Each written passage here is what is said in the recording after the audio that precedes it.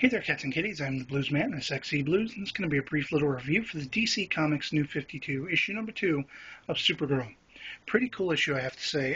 Definitely a markup from the first one, which, if you saw my review of that one, I just felt it went really quickly and not a lot happened. I did neglect to mention a few things because I was still kind of starting out this whole review thing. But this book starts us off with Kara having a flashback to Krypton when she was babysitting young little infant Kal-El. And then we are shunted right back into present day where the first book left off, after she had her sort of smack down with these giant robo guys who were trying to subdue her in issue number 1, and she subsequently had a super hearing, fiasco, which I thought was a psychic episode.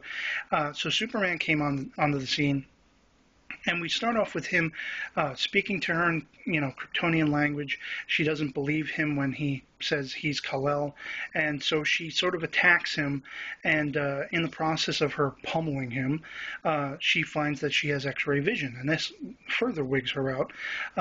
She sees through his skull and then through her hand.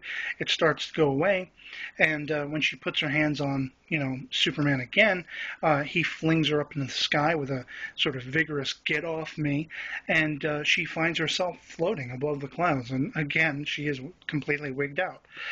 She then promptly falls to the ground. Superman, chases her down to help her, and she sort of lulls him into a false sense of security, and then proceeds to throw him through the Great Wall of China. I guess they're in, some area near the Great Wall in Asia.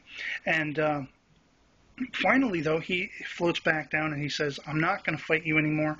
She sees why. There are a bunch of innocent people, surrounding the area, and she can't believe what she's done. She's, let her sort of just being confused and everything and scared get the better of her.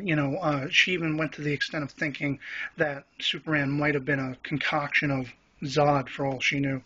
But essentially, at the point when she's ready to listen to Superman about their surroundings, about them both coming from Krypton, and subsequently the loss of Krypton, which really shocks her, we then sort of end on a cliffhanger where it turns out someone was sent not just to find her, but to find the vehicle, or whatever you want to call it, she crashed in, and they have claimed a piece of it. And so it kind of leaves off with a tantalizing, ooh, what's going to happen next?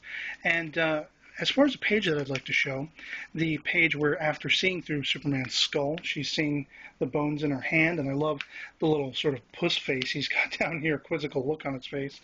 But definitely a better book than issue number 1. I'm going to rate this 4 out of 5, and you should check it out if you have the inkling to. So that's going to be all I have to say on it, and I will catch you all later.